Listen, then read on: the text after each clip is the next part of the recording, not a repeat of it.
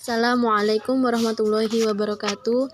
Alhamdulillahirabbil alamin wa bihi nasta'in wa ala umuri dunya waddin wa ala alihi wa sahbihi ajma'in amma ba'd. Yang sama-sama kita hormati Bapak dosen pengampu mata kuliah Sejarah Peradaban Islam Bapak Muhammad Hamdillah dan teman-teman yang kami banggakan. Di sini kami dari kelompok 7 akan sedikit memaparkan materi kami yang berjudul Dinasti Mamalik di Mesir. Baiklah, untuk pemaparan materi yang pertama akan dipaparkan oleh saya sendiri. Yang pertama, sejarah berdirinya dinasti Mamalik di Mesir. Kata mamluk berarti budak atau hamba yang dibeli dan dididik dengan sengaja agar menjadi tentara dan pegawai pemerintah. Seorang mamluk berasal dari ibu atau bapak yang merdeka, bukan atau ibu bapak hamba. Ini berbeda dengan abad yang berarti hamba sahaya dilahirkan oleh ibu bapak yang juga berstatus sebagai hamba dan kemudian dijual.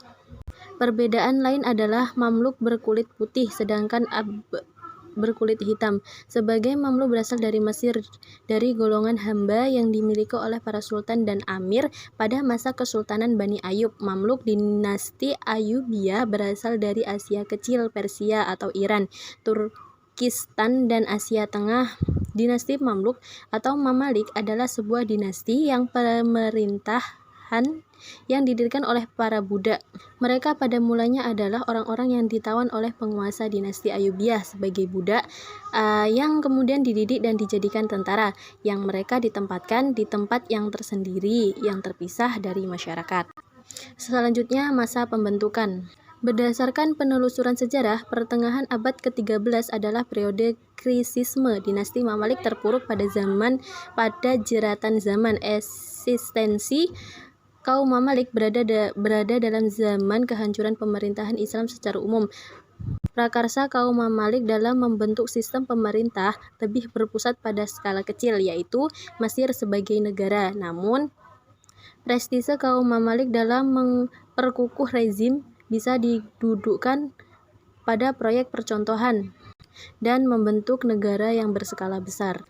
Berdirinya negara independen atas antusiasme para budak adalah fenomena spektakuler. Prioritas dan perlakuan istimewa Sultan Ayyubiyah kepada Mamalik pada gilirannya berfungsi merontokkan sendi-sendi birokrasi dinasti Ayyubiyah, terutama setelah Mu'iz Aibak tahun 1250–1257 Masehi, seorang legislator dari tokoh penting Mamalik naik panggung dalam belantika Kesultanan Mesir. Untuk yang selanjutnya akan dipaparkan oleh teman saya, silahkan. Selanjutnya adalah masa perkembangan. Kemenangan atas pasukan Hulagu berimplikasi positif kepada pertumbuhan politik. Dinasti Mamalik memiliki sistem hierarki yang kompleks dengan mamluk-mamluknya sultan sendiri berada di puncak struktur. Militer melalui komando satu arah dari sang sultan dapat melumpuhkan sisa-sisa Ayyubiyah di Syria. Sejumlah kantong-kantong tentara salib di Levant dihancurkan, begitu juga dengan kelompok-kelompok Ismaili di Syria. Perkembangan wilayah Mamalik sampai ke Sirenaika atau Barkah di barat, Nubia dan Hijaz atau Masawa di selatan, dan Cisma Gunung Taurus di utara. Dengan fondasi yang dicanangkan Baibars, Sultan-Sultan Mamalik terus memperkokoh diri. Sultan dan para amir yang juga Mamalik membangun pasukan pribadi, yaitu Al-Mamalik Al-Sutiyaniyah dan Al-Mamalik Al-Umarah. Selanjutnya adalah masa kejenuhan. Pemerintahan oligarki militer Mamalik pada akhirnya memasuki masa jenuh. Solidaritas yang mendatangkan kekuatan pada Mamalik kini semakin melemah.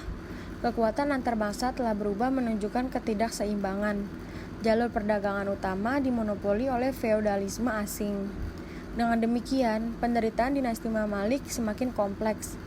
Penderitaan dinasti Mamalik berakhir dengan menyakitkan pada 1517 Masehi.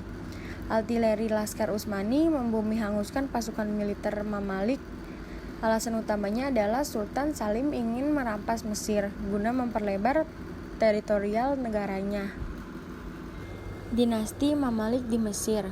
Dinasti Mamalik membawa warna baru dalam sejarah politik Islam. Pemerintahan dinasti ini bersifat oligarki militer. utamanya pada masa pemerintahan Mamluk Bahri. Sistem oligarki ini banyak mendatangkan kemajuan di Mesir. Para amir berkompetisi dalam prestasi karena merupakan kandidat sultan. Adanya kompetisi semacam ini memotivasi setiap amir untuk melakukan perubahan demi terjadinya suatu kemajuan di Mesir.